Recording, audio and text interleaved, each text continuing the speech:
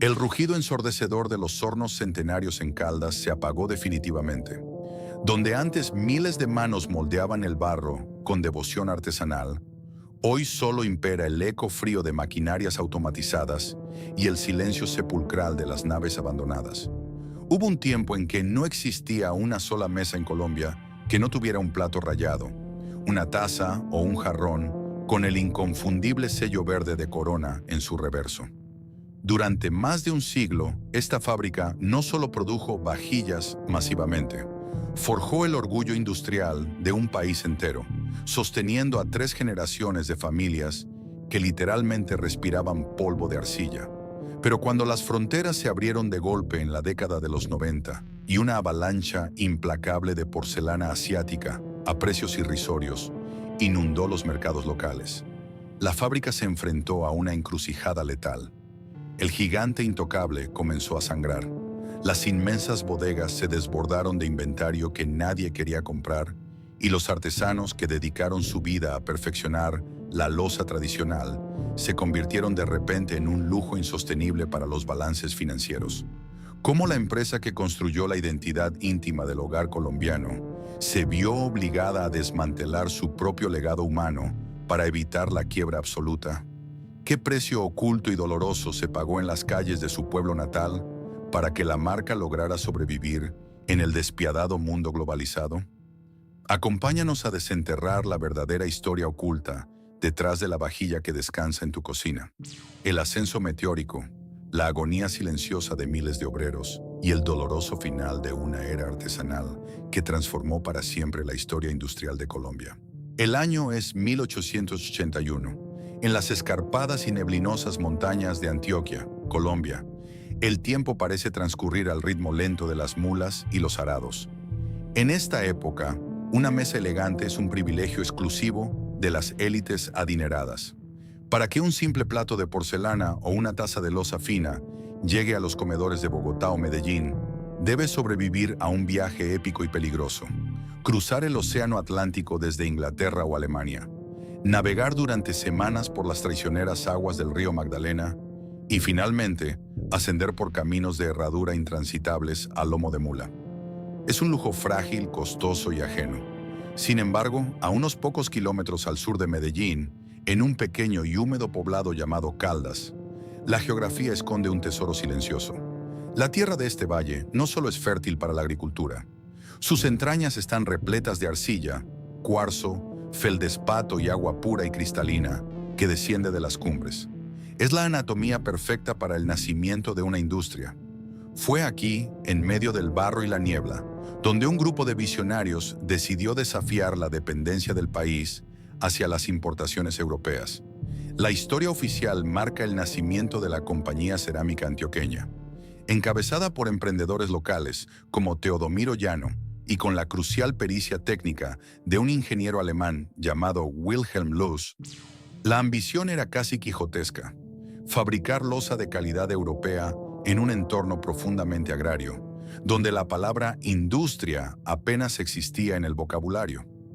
Los primeros días en la rudimentaria instalación de Caldas fueron un triunfo de la fuerza bruta y la voluntad humana sobre las limitaciones tecnológicas. No había líneas de ensamblaje, ni cintas transportadoras, ni termostatos digitales. El proceso comenzaba en las montañas circundantes, donde hombres armados con picos y palas extraían la materia prima de la tierra, rompiendo la piedra con sus propias manos. Las mulas cargaban los pesados sacos de mineral a través del barro hasta los patios de la naciente fábrica.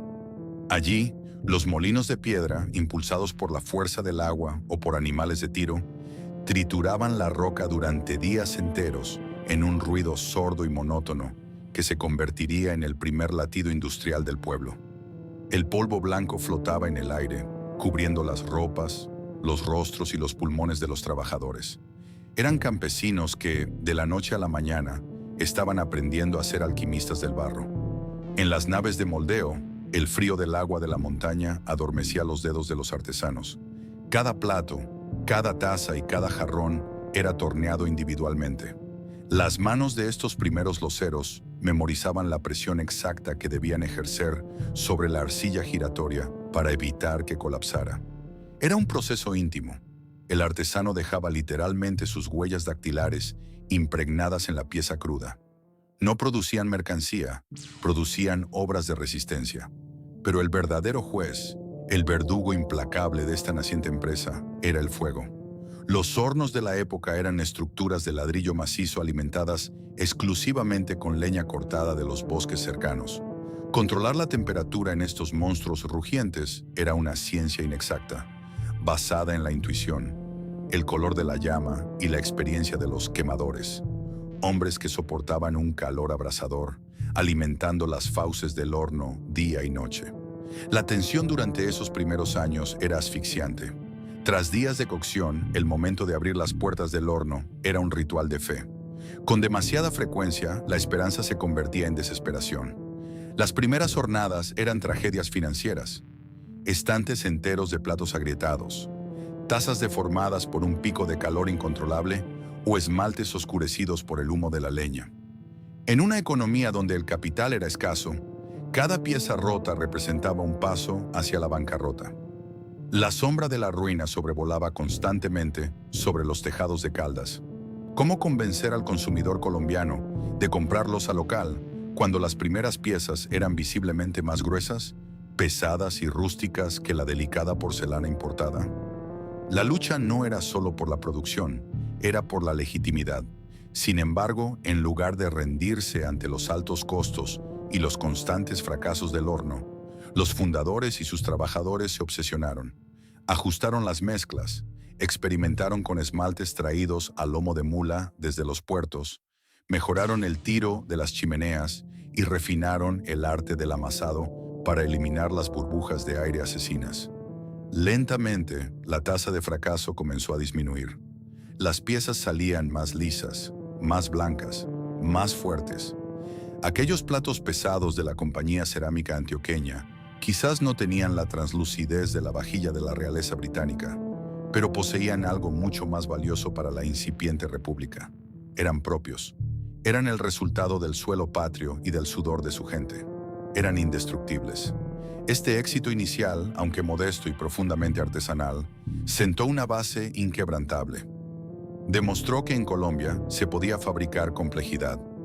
No obstante, el taller de Caldas estaba a punto de enfrentarse a una realidad ineludible.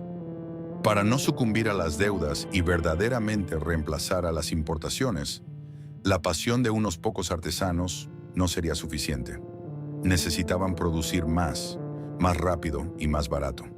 La semilla de la industrialización había sido plantada en el barro fresco, y pronto, bajo el mando de nuevos dueños que cambiarían la historia del país, este pequeño taller comenzaría a mutar hasta convertirse en un coloso imparable. El cambio de siglo trajo consigo vientos de modernización, pero fue en la década de 1930 cuando el destino de la modesta fábrica de Caldas mutó para siempre. En 1935, un hombre con una visión industrial sin precedentes, Gabriel Echavarría Misas, adquirió la Compañía Cerámica Antioqueña. Echavarría no era un simple inversor, era un arquitecto de imperios. Al tomar las riendas, rebautizó la empresa como Locería Colombiana y tomó una decisión aparentemente sencilla que grabaría su nombre en la memoria colectiva del país: estampar una corona verde en el reverso de cada pieza producida. Así, bajo el fuego de los hornos, nació la leyenda de Vajillas Corona. La visión de los nuevos dueños era radicalmente distinta a la de los fundadores originales. Ya no se trataba simplemente de sobrevivir frente a las importaciones, se trataba de conquistar de manera absoluta cada rincón de la geografía nacional. Para lograrlo, la producción debía multiplicarse exponencialmente.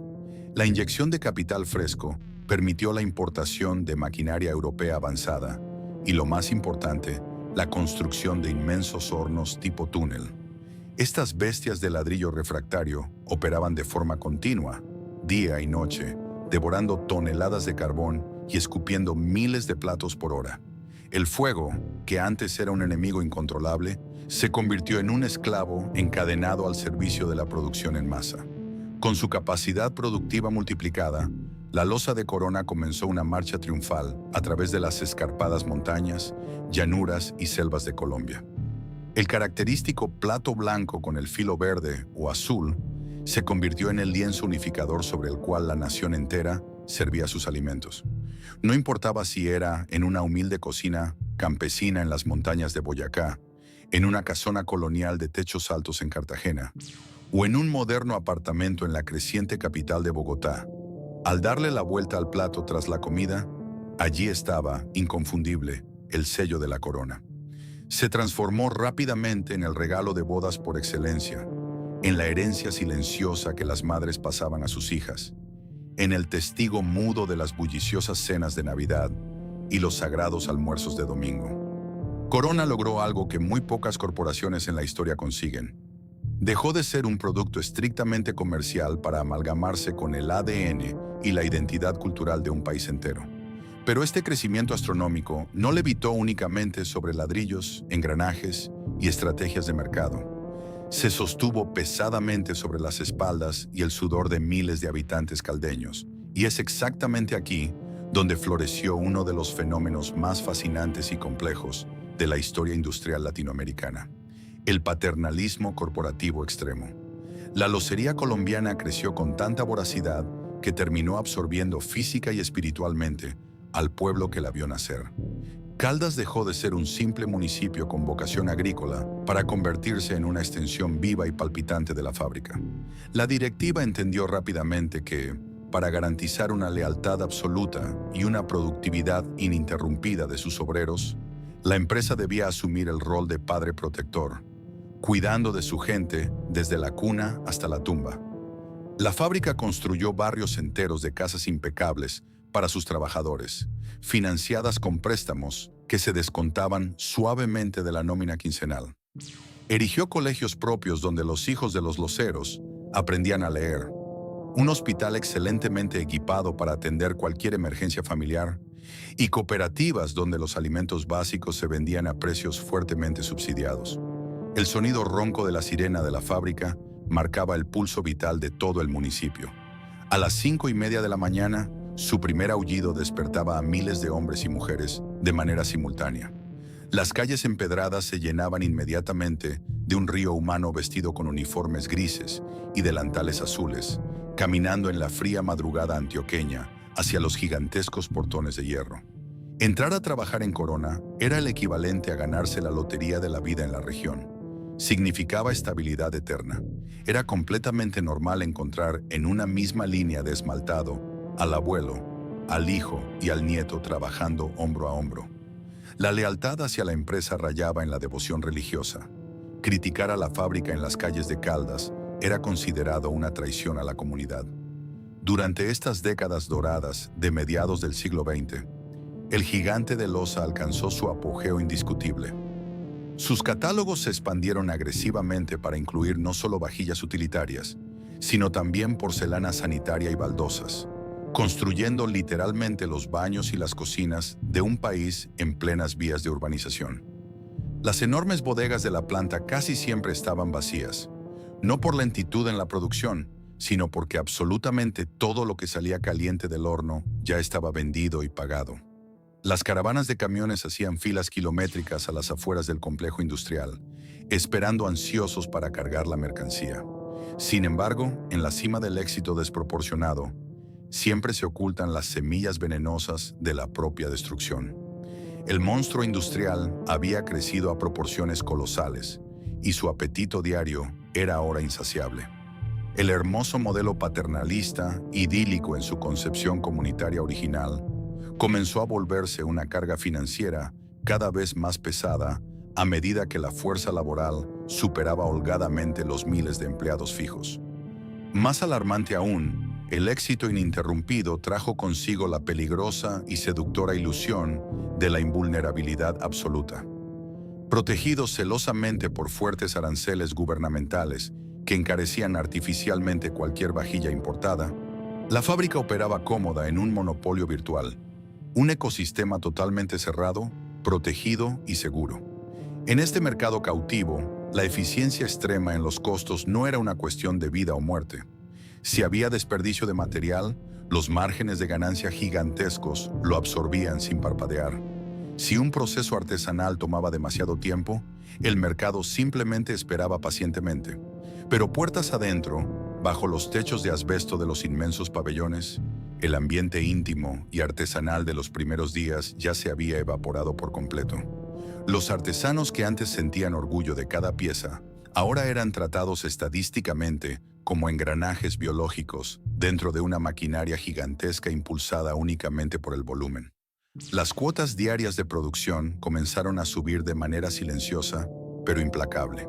La presión por mantener vivo al gigante empezaba a exigir sacrificios humanos imperceptibles. La época dorada estaba alcanzando su clímax brillante, pero en la penumbra de las líneas de ensamblaje, la fábrica estaba a punto de convertirse en una máquina devoradora de almas, preparando el escenario para una tormenta que nadie en Colombia vio venir.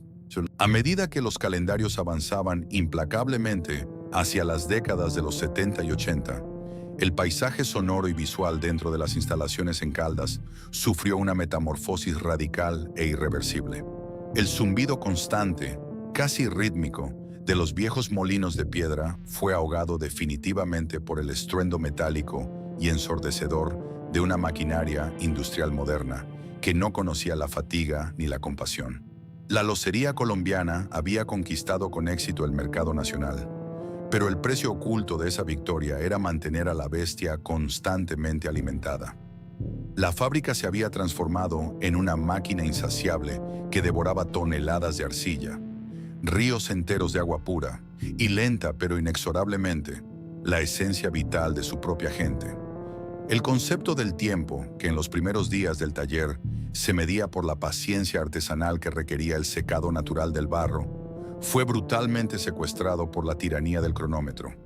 La administración, ahora habitada por ingenieros y especialistas en eficiencia corporativa, introdujo el temido estudio de tiempos y movimientos. Cada segundo de la jornada laboral fue diseccionado, calculado al milímetro y monetizado.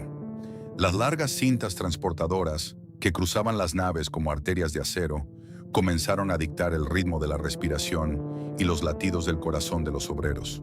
Ya no importaba la delicadeza con la que un operario esmaltaba una taza o perfilaba el borde de un plato.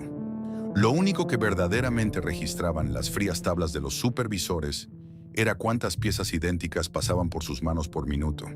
El artesano, aquel que antes firmaba mentalmente su obra con orgullo, fue despojado de su identidad creadora para convertirse en un simple engranaje biológico, una mera extensión de carne y hueso de la gigantesca maquinaria. En las inmensas naves de moldeo, el calor irradiado por los hornos continuos y la humedad natural del proceso creaban un microclima asfixiante, casi insoportable.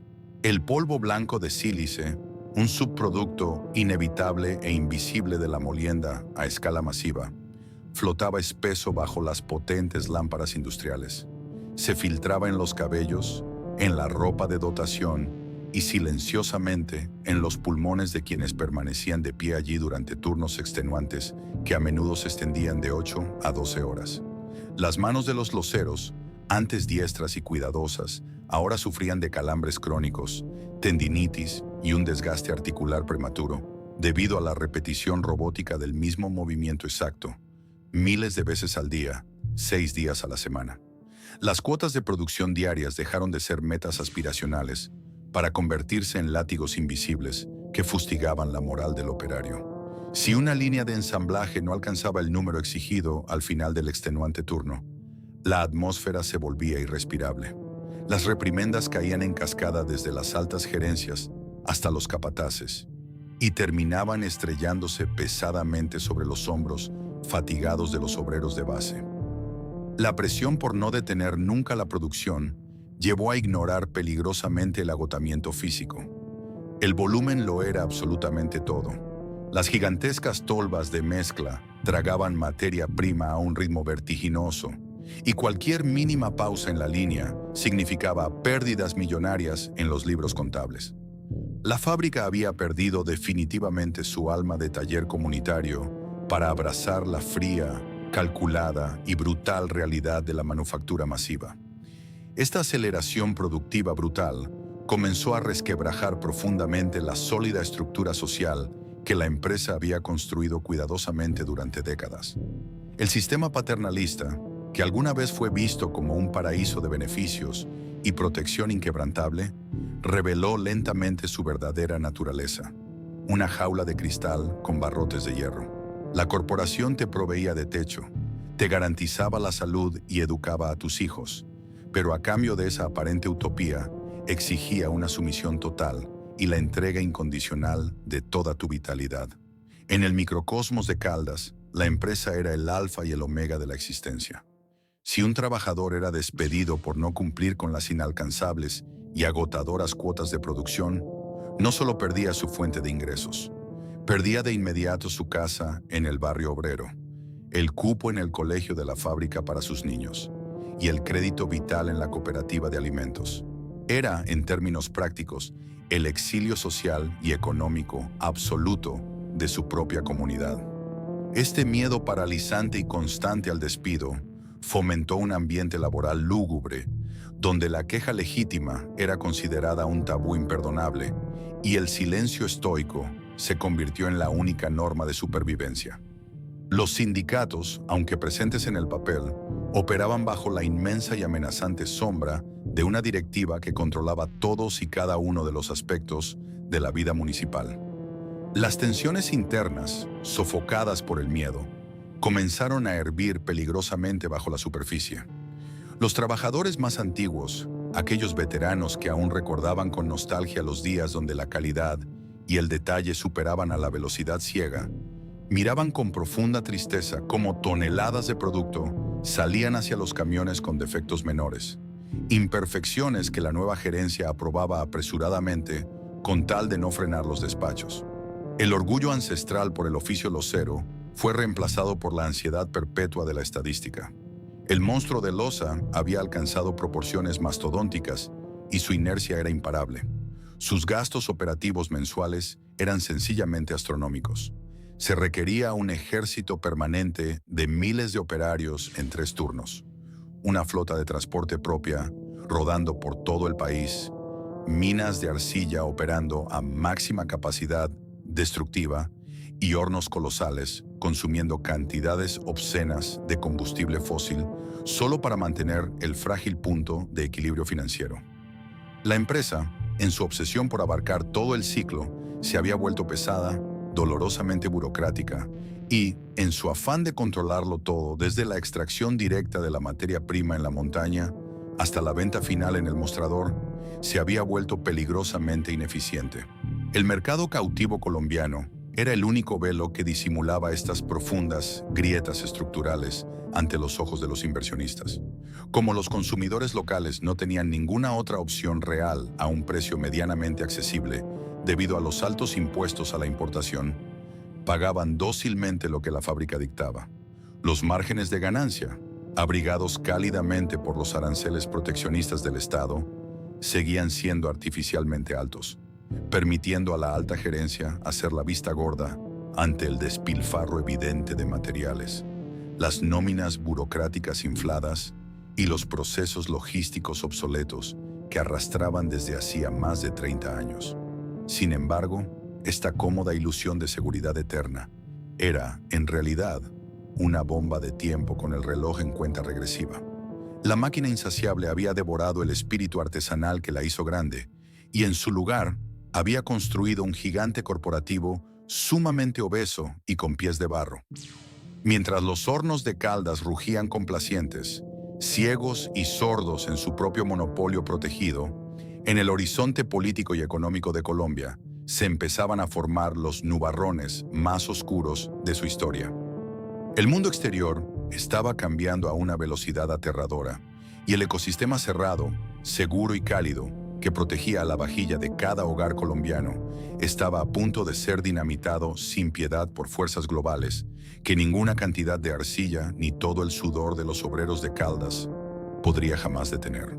El amanecer de la década de 1990 no trajo consigo un simple cambio de calendario para Colombia. Desató un huracán político y macroeconómico que barrería sin piedad con las viejas certidumbres de la nación. En los pasillos del poder en la capital, bajo la administración del presidente César Gaviria, se gestaba y ejecutaba un plan radical de modernización, presentado al público bajo el seductor lema de Bienvenidos al futuro. Este plan cambiaría para siempre el destino de millones de trabajadores industriales. El proyecto se bautizó con un nombre que pronto se convertiría en sinónimo de terror para la manufactura tradicional: la apertura económica. Durante más de medio siglo, el país había operado bajo un modelo de sustitución de importaciones y un proteccionismo estricto. Las fronteras comerciales eran muros altos, gruesos y fortificados, diseñados específicamente para proteger a las empresas nacionales de la competencia extranjera mediante la imposición de aranceles exorbitantes. Era precisamente en este invernadero económico, cerrado, cálido, predecible y seguro, donde la locería colombiana había crecido hasta convertirse en un coloso intocable. Pero en 1991, con la firma acelerada de nuevos decretos presidenciales y la apertura incondicional de los puertos marítimos, esos inmensos muros de contención fueron dinamitados de la noche a la mañana. El gobierno decidió que el país debía integrarse abruptamente al libre mercado global, apostando a que la competencia extranjera forzaría la eficiencia interna. En el idílico y nublado municipio de Caldas, todavía protegido psicológicamente por sus montañas y su arraigada rutina paternalista, las noticias de la apertura económica llegaron inicialmente como un eco lejano, confuso y malentendido. Para el obrero veterano que llevaba 20 años moldeando tazas en la misma estación, los pomposos discursos televisivos sobre globalización, tratados de libre comercio y competitividad internacional sonaban a jerga de burócratas, sin ninguna conexión real con el polvo de arcilla y el calor del horno que experimentaba todos los días. La imponente sirena de la fábrica seguía sonando a la misma hora exacta. Las gigantescas chimeneas continuaban escupiendo humo gris hacia el cielo antioqueño, y las caravanas de camiones seguían saliendo de los portones. Ante los ojos del pueblo, parecía que su gigante de loza era verdaderamente inmune a los caprichos del mundo exterior. Pero la realidad económica global tiene una forma cruel, implacable y vertiginosa de imponerse sobre las ilusiones locales. Semanas después de la eliminación oficial de las barreras arancelarias, el impacto físico comenzó a desembarcar sin piedad en los puertos de Buenaventura y Cartagena. Inmensos buques cargueros transoceánicos provenientes del continente asiático, especialmente de China e Indonesia, comenzaron a descargar miles y miles de contenedores repletos de mercancía. Entre esa marea incontrolable de productos importados, venía oculto el verdugo silencioso de la industria en Caldas. Toneladas de porcelana y cerámica esmaltada producida a precios que desafiaban y rompían toda lógica económica local. El golpe comercial fue inmediato, directo y sísmico. De repente, de una semana a otra, en los estantes de los modernos almacenes de cadena y en las populares plazas de mercado de todo el país, el tradicional y robusto plato blanco de Corona fue despojado de su monopolio. Fue colocado hombro a hombro junto a vajillas importadas que lucían más brillantes, tenían diseños más complejos, eran más delgadas y, lo más letal de todo, costaban exactamente la mitad de precio, o incluso menos. El consumidor colombiano promedio, históricamente leal a su industria nacional, pero severamente castigado por la inflación rampante y los bajos salarios, se enfrentó a una decisión estrictamente pragmática. El patriotismo industrial no pudo, ni de cerca, competir contra el bolsillo. En cuestión de pocos meses, el flujo constante y seguro de ventas que había sostenido a la fábrica ininterrumpidamente durante más de 50 años comenzó a frenarse de forma brusca y alarmante. El pánico no tardó en escalar la escalera corporativa, subiendo desde los mostradores de venta de los distribuidores hasta las frías y herméticas salas de juntas de la alta dirección. Los altos ejecutivos de la compañía, hombres acostumbrados durante décadas a revisar holgados balances contables, con márgenes de ganancia absolutos y garantizados por el proteccionismo, observaron con absoluto horror cómo las gráficas de ventas caían en picada vertical. Las reuniones de emergencia, antes inusuales, se volvieron el pan de cada día, extendiéndose hasta altas horas de la madrugada. Los analistas financieros, armados con nuevas calculadoras, y devastadores reportes del mercado global llegaron a una conclusión aritmética que heló la sangre de la junta directiva.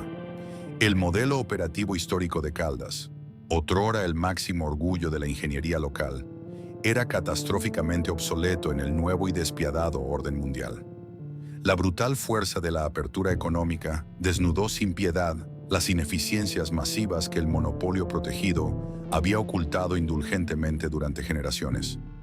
Comparado con las monstruosas megafábricas asiáticas que operaban con obscenos subsidios estatales, jornadas laborales ultraflexibles, escasas regulaciones ambientales y economías de escala incomparables, el proceso de la locería colombiana era un dinosaurio dolorosamente lento, burocrático y costoso. El ejército conformado por miles de trabajadores permanentes, con sus logros sindicales, beneficios de salud, pensiones, colegios privados subsidiados y todo el pesado aparato paternalista del pueblo, se transformó abruptamente ante los ojos fríos de los auditores financieros. Pasó de ser considerado el mayor activo de la empresa a ser reclasificado en los balances de Excel como una carga de costos fijos insostenible. La tensión en el ambiente logístico y productivo se volvió asfixiante.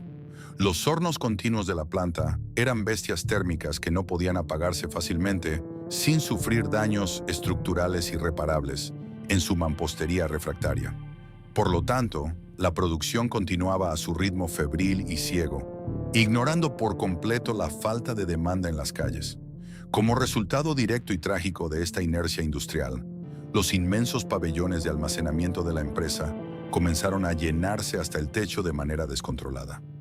Torres precarias de cajas de cartón repletas de vajillas se apilaban en los pasillos de tránsito, en los antiguos patios de maniobras y en bodegas oscuras alquiladas de emergencia a las afueras del pueblo.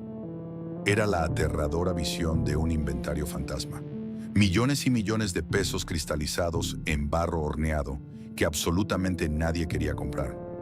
El flujo de caja de la compañía empezó a asfixiarse peligrosamente, acercando a la corporación al borde del abismo. La alta gerencia comprendió, con una amargura profunda, que no se enfrentaban a una simple mala temporada de recesión o a un bache pasajero en las ventas.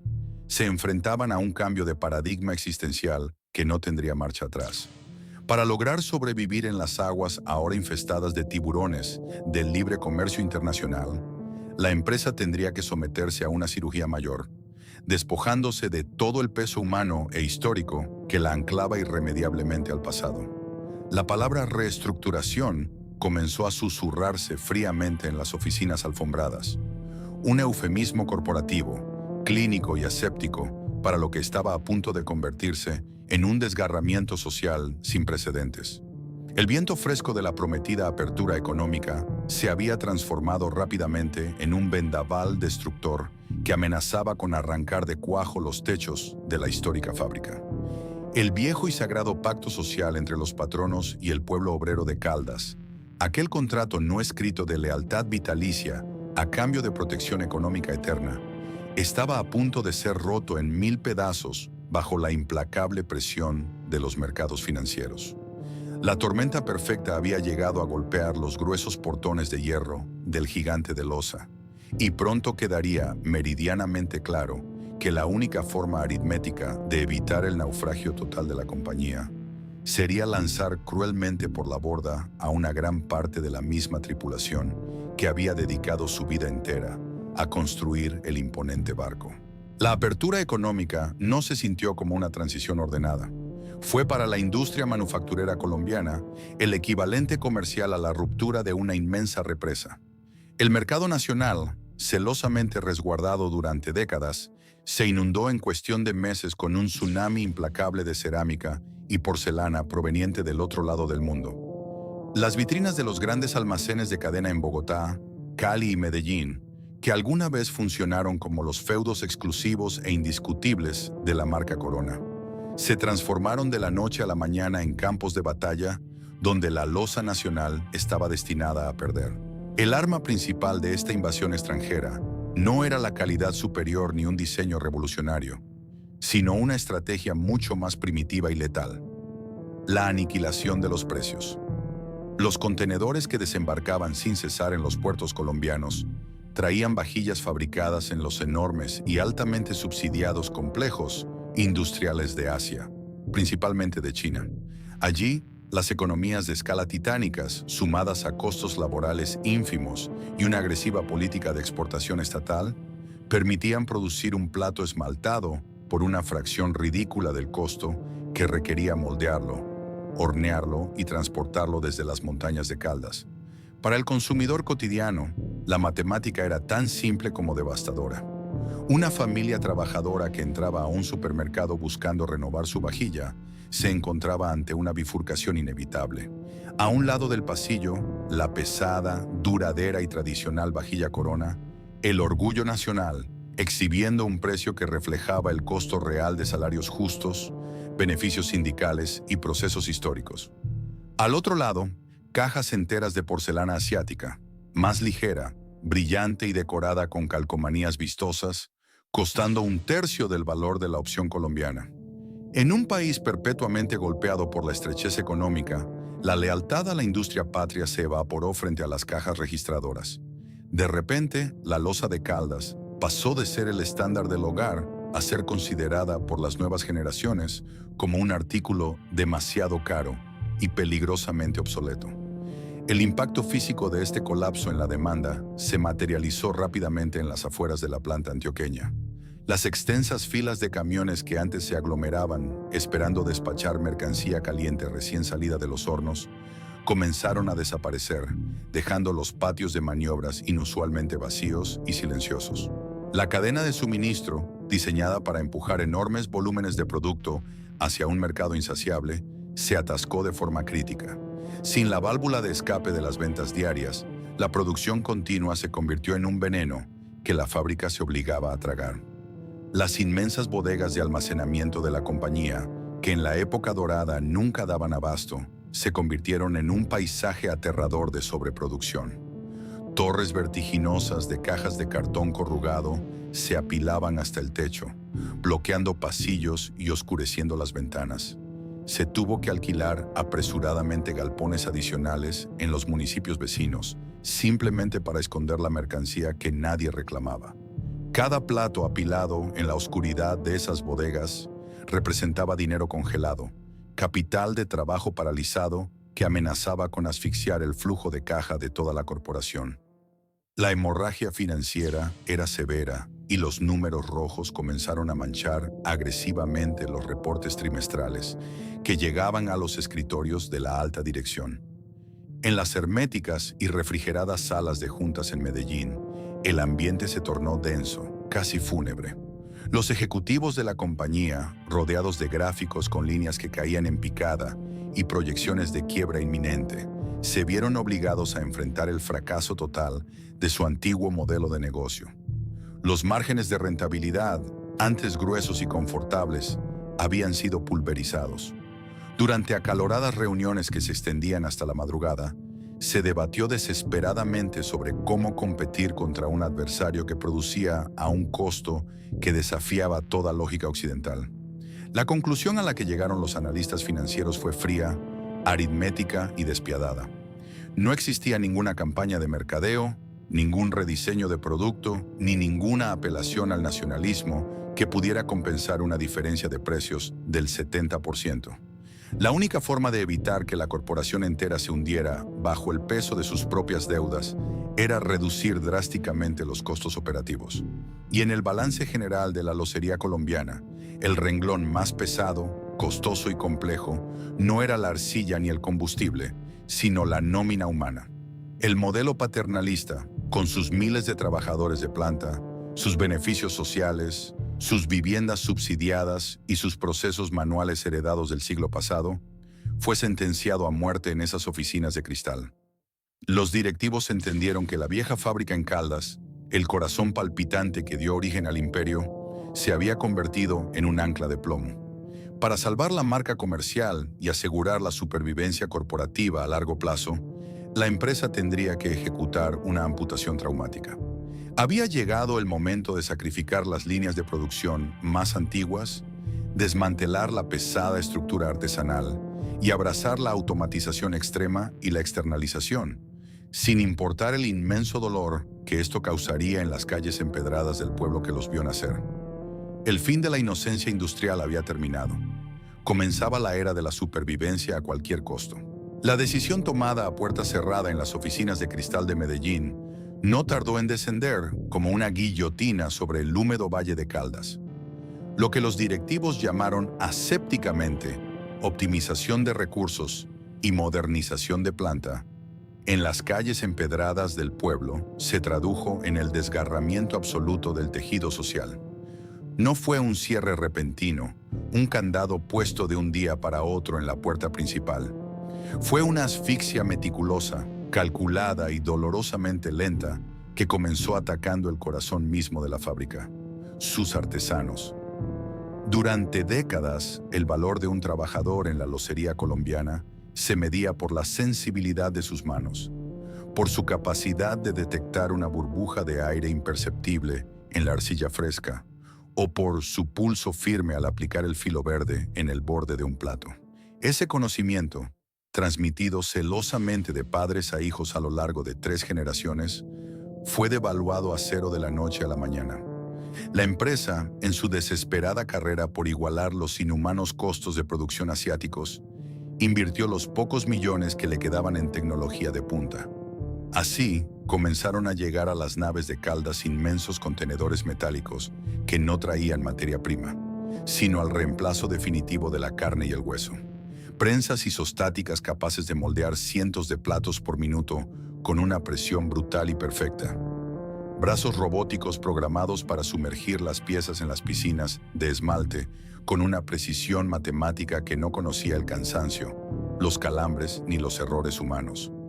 Cuando estas máquinas de acero brillante fueron encendidas por primera vez en los oscuros pabellones, el ruido que emitieron no fue el zumbido familiar de los viejos tornos, sino un siseo neumático frío y rítmico que sonó a sentencia de muerte para los loceros tradicionales.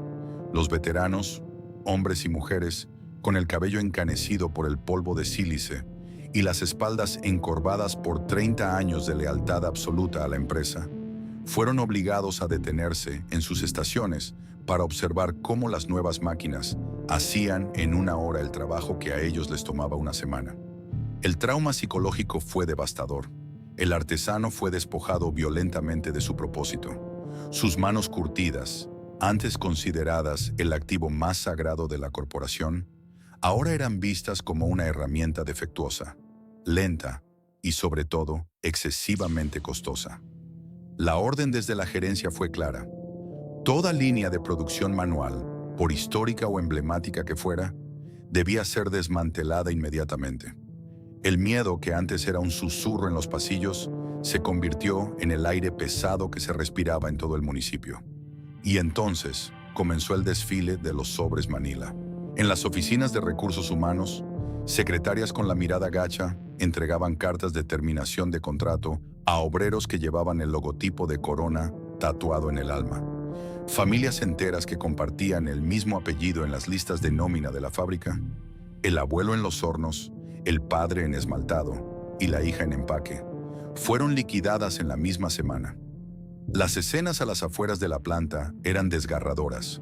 Hombres maduros, pilares de sus familias, llorando en silencio con una liquidación en el bolsillo y la mirada perdida, sabiendo que en el nuevo mundo globalizado nadie contrataría a un artesano de la arcilla de 50 años. El despido masivo de artesanos fue solo la primera fase del colapso. Con cada línea manual que se apagaba, la empresa iba desmantelando sistemáticamente el pesado entramado paternalista que había definido a Caldas durante un siglo. El contrato social no escrito entre el patrón y el obrero fue hecho pedazos y arrojado a la basura. La compañía argumentó con la frialdad de una hoja de cálculo que ya no podía permitirse el lujo de administrar un pueblo entero. Los subsidios a los alimentos en la cooperativa fueron cancelados abruptamente, dejando a miles de familias desempleadas enfrentando los precios reales del mercado en el peor momento posible. El legendario colegio de la fábrica, donde generaciones de loceros habían aprendido a leer y escribir bajo el escudo protector de la empresa, fue transferido al Estado o privatizado, cobrando matrículas que los obreros cesantes no podían pagar. El centro médico, antes un símbolo del cuidado corporativo que atendía desde un resfriado hasta un parto, fue reducido a un simple dispensario de primeros auxilios ocupacionales. Y lo más devastador de todo, los créditos de vivienda que los trabajadores pagaban mediante descuentos de nómina fueron cedidos a bancos comerciales implacables, los cuales comenzaron a enviar notificaciones de embargo a las modestas casas de aquellos que acababan de perder su empleo. Caldas, que durante décadas había latido al ritmo unificado e invencible de la sirena de la locería, se fracturó. La campana seguía sonando, pero ahora su aullido solo convocaba a una fracción minúscula de trabajadores, aquellos pocos técnicos capacitados para operar los nuevos ordenadores de las máquinas automáticas, o el personal contratado bajo nuevas modalidades flexibles, temporales y sin los históricos beneficios sindicales. La tercerización laboral, el outsourcing, se convirtió en la nueva religión de la gerencia. Si se necesitaba limpiar la planta, transportar el barro o empacar las cajas, ya no se contrataba a un empleado directo, sino a contratistas externos que pagaban el salario mínimo sin ninguna garantía de estabilidad. El silencio en los barrios obreros durante el día era sepulcral y ensordecedor. Donde antes había un constante ir y venir de uniformes grises, ahora solo quedaba la quietud del desempleo masivo.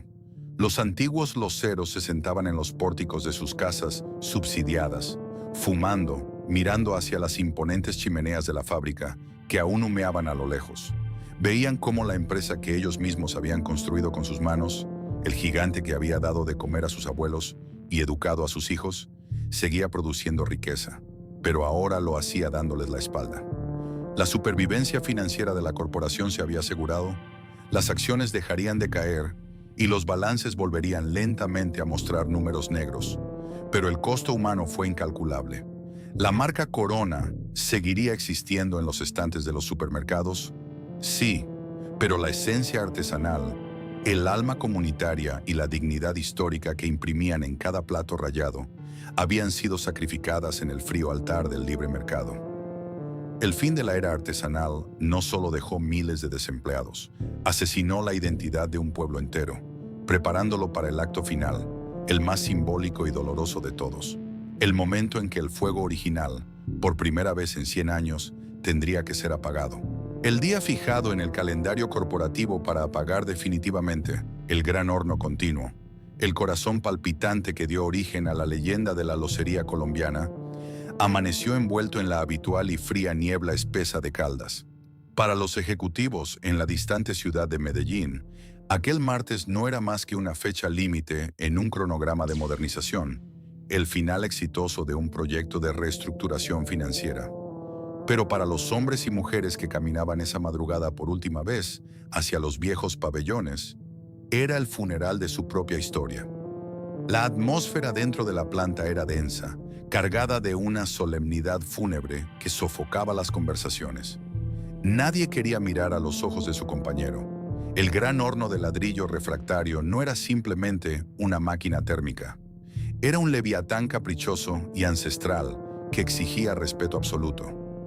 Durante más de medio siglo, sus entrañas de fuego nunca se habían enfriado por completo. Había ardido ininterrumpidamente a través de huelgas, crisis nacionales, cambios de gobierno y tragedias locales. Su rugido grave y constante, producto de la inyección a presión de combustible y oxígeno, era el ruido blanco que arrullaba a todo el municipio de Caldas por las noches. Generaciones de operarios, conocidos como los quemadores, habían perdido litros de sudor frente a sus compuertas candentes, desarrollando un sexto sentido para leer el color exacto de la llama amarilla y azul que transformaba la arcilla cruda en piedra eterna. Ese último turno operó con una lentitud ritualística, casi reverencial. Los artesanos que quedaban colocaron los últimos lotes de platos esmaltados sobre las pesadas vagonetas de acero, empujándolas lentamente hacia las fauces incandescentes del túnel. Sabían que, una vez que esa última carga emergiera por el otro extremo y se enfriara, su propósito en el mundo habría concluido. Cuando el último plato salió del túnel, intacto y con la corona verde brillando bajo las luces industriales, el capataz, Un hombre con 35 años de servicio y los pulmones marcados por el polvo de sílice, dio la orden final con un simple e imperceptible asentimiento de cabeza. Los técnicos, acompañados por un silencio sepulcral que se apoderó de toda la nave, comenzaron a girar las inmensas y pesadas válvulas maestras. El flujo de gas se redujo primero a un susurro sibilante y finalmente se cortó de tajo. El rugido del Leviatán, aquel trueno constante que había definido la identidad acústica del pueblo durante décadas, se ahogó en un gemido metálico hasta morir por completo. Lo que siguió fue un silencio ensordecedor, abrumador y antinatural. De repente, los trabajadores pudieron escuchar sus propios pasos sobre el suelo de concreto, el goteo de las tuberías distantes y la respiración entrecortada de sus compañeros. A medida que la temperatura interior del inmenso túnel comenzaba a descender por primera vez en 50 años, los miles de ladrillos refractarios que forraban el horno comenzaron a contraerse, emitiendo agudos y secos crujidos que resonaban en la inmensa nave vacía como si fuesen disparos.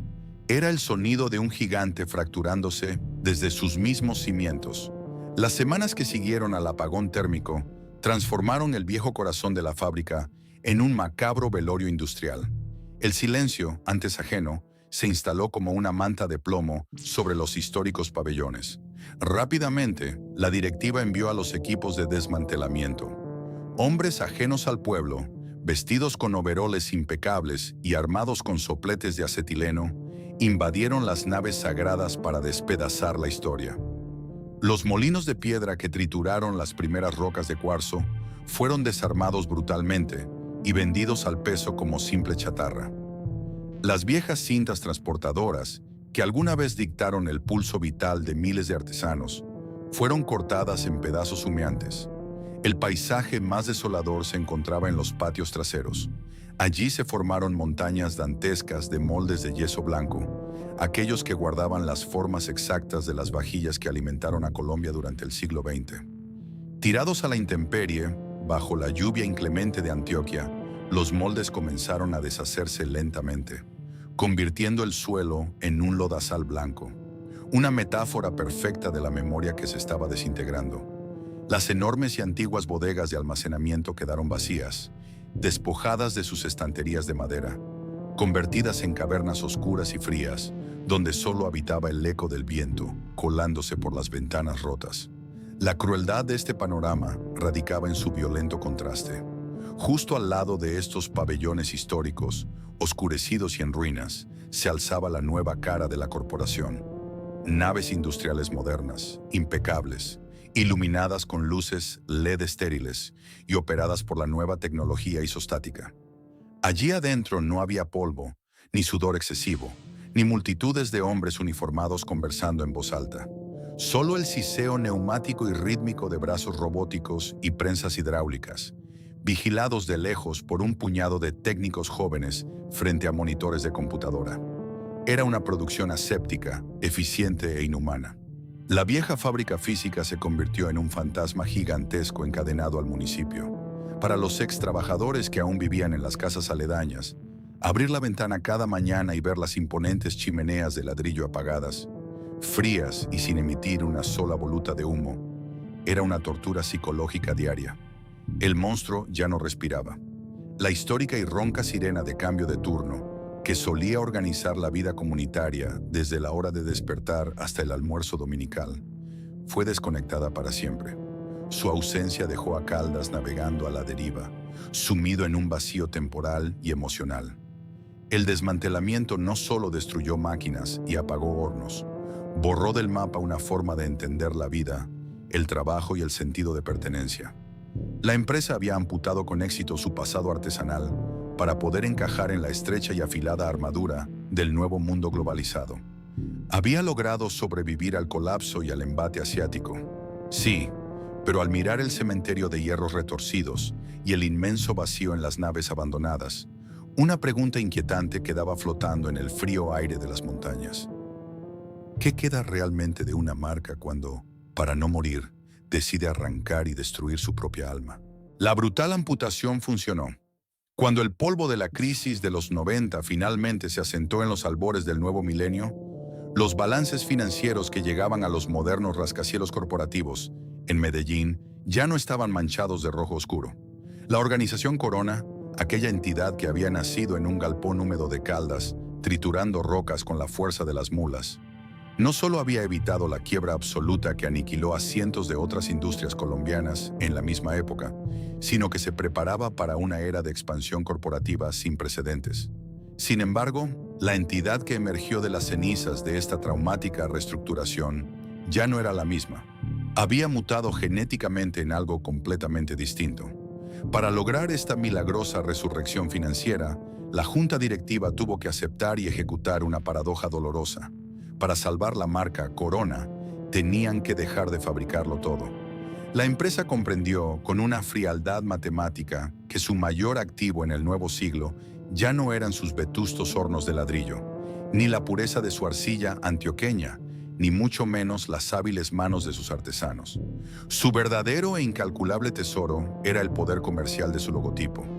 Ese pequeño sello verde, profundamente anclado en la memoria sentimental y el imaginario de 50 millones de colombianos, era su único salvavidas real.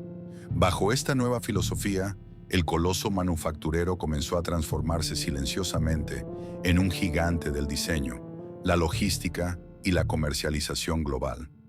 Empezaron a subcontratar masivamente. Los mismos inmensos buques de carga asiáticos que años atrás amenazaron con destruirlos, ahora llegaban a los puertos de Buenaventura y Cartagena, repletos de mercancía importada directamente por la propia Corona. El nuevo proceso era una obra maestra de la rentabilidad moderna. El diseño de un plato se concebía en cómodas oficinas climatizadas en Colombia, pero la producción masiva se ejecutaba sin piedad en megaplatas industriales de China, Vietnam o México, donde las regulaciones eran laxas y los costos laborales eran infinitesimales. La estrategia de salvación de este ícono nacional consistió, irónicamente, en convertirse en uno de los mayores importadores del país. Desde una perspectiva estrictamente corporativa, la maniobra fue un triunfo rotundo, un caso de éxito brillante digno de ser estudiado en las mejores escuelas de negocios del continente. Apalancada por su nueva eficiencia global, la empresa se diversificó, adquirió plantas de producción en Centroamérica y Estados Unidos, formó alianzas estratégicas con otras multinacionales gigantes y multiplicó sus ingresos a niveles astronómicos. Las acciones se estabilizaron con fuerza y la corporación aprendió a respirar con comodidad el aire enrarecido y competitivo del libre comercio global. Pero este éxito apabullante en las asépticas salas de juntas de la capital tenía un reverso profundamente oscuro, un eco amargo que resonaba con dolor en las calles adoquinadas del municipio de Caldas. Allí, el espejismo de los cientos de millones de dólares facturados internacionalmente no se traducía en prosperidad local. La nueva y ultrasecreta planta automatizada que operaba hoy junto a los escombros de los viejos pabellones era una maravilla de la robótica contemporánea, pero empleaba apenas a una fracción minúscula del personal que solía abarrotar las calles en los cambios de turno históricos. Eran técnicos de sistemas, programadores y analistas de datos. Del artesano clásico, del losero que sentía el barro, no quedaba absolutamente ningún rastro. El contraste social era desgarrador. Mientras la alta gerencia brindaba por la conquista de nuevos mercados, los hijos y nietos de los obreros fundadores deambulaban por un pueblo que había perdido violentamente su brújula vital. La economía local, despojada de su único motor central, tuvo que improvisar para sobrevivir. Muchos de los antiguos trabajadores que fueron liquidados nunca lograron reubicarse en el mercado formal. Terminaron montando pequeñas tiendas de abarrotes en las salas de sus casas, conduciendo taxis o dependiendo de las remesas de familiares que emigraron al extranjero huyendo del desempleo. El milagro de la supervivencia corporativa creó, además, una profunda disonancia cognitiva. Cuando un colombiano promedio entra hoy a un moderno centro comercial a comprar una vajilla, sigue sintiendo ese cálido orgullo patrio de estar apoyando a la industria de su país. Pero si este mismo consumidor voltea el plato y lee con detenimiento la pequeña etiqueta adherida junto a la icónica corona verde, A menudo encontrará un discreto pero demoledor texto impreso en letras minúsculas. Fabricado en China. Sobrevivir a la tormenta de la globalización tuvo un precio devastador, y ese precio se pagó con la identidad misma de la manufactura. La corporación triunfó y sus arcas se llenaron de nuevo. Pero en las madrugadas frías de Caldas, donde la niebla desciende de las montañas y se cuela por los techos rotos de las naves industriales abandonadas, el fantasma de los viejos hornos sigue susurrando una pregunta inquietante. ¿Valía la pena salvar el nombre de la empresa si, para lograrlo, era estrictamente necesario asesinar su alma? Hoy, lejos de las frías oficinas de Medellín y del siseo automatizado de los nuevos robots, el verdadero legado de la locería colombiana no se encuentra en las pomposas gráficas de la bolsa de valores ni en las cuentas bancarias de los grandes inversores extranjeros. Existe en un territorio mucho más íntimo, sagrado y resistente al paso del tiempo: las cocinas de los hogares colombianos. Allí, en el fondo del aparador de madera de las abuelas, descansa todavía aquel plato blanco y pesado, desgastado por décadas de uso continuo, con el esmalte sutilmente agrietado por los años y los bordes marcados por los cubiertos de innumerables almuerzos familiares. Al darle la vuelta con cierta reverencia nostálgica, el sello verde de la corona, aunque borroso por el tiempo, sigue resistiendo en el reverso. Ese trozo de barro cocido es mucho más que un simple objeto utilitario. Es un archivo histórico tridimensional, un contenedor de la memoria colectiva de un país entero. En la superficie de esa losa quedó grabada la historia de una nación que intentó industrializarse a base de voluntad pura.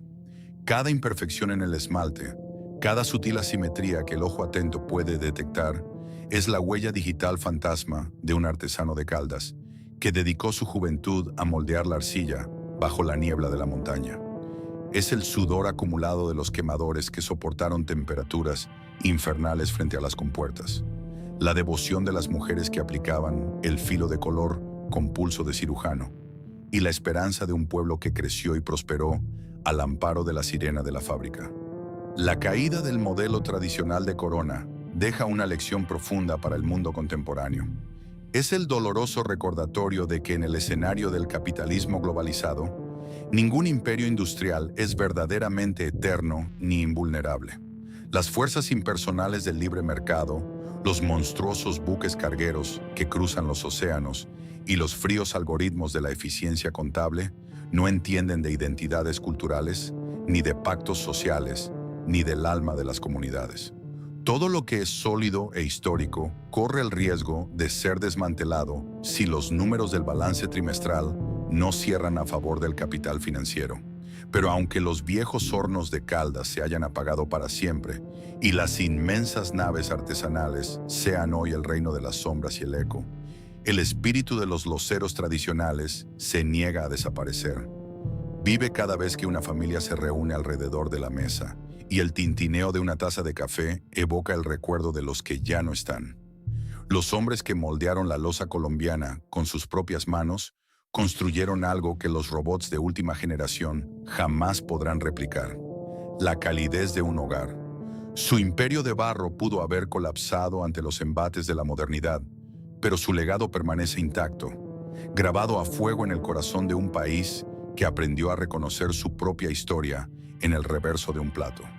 El colapso del sistema tradicional de la locería colombiana no es simplemente una crónica de pérdidas financieras o de naves industriales devoradas por el óxido en las montañas de Caldas.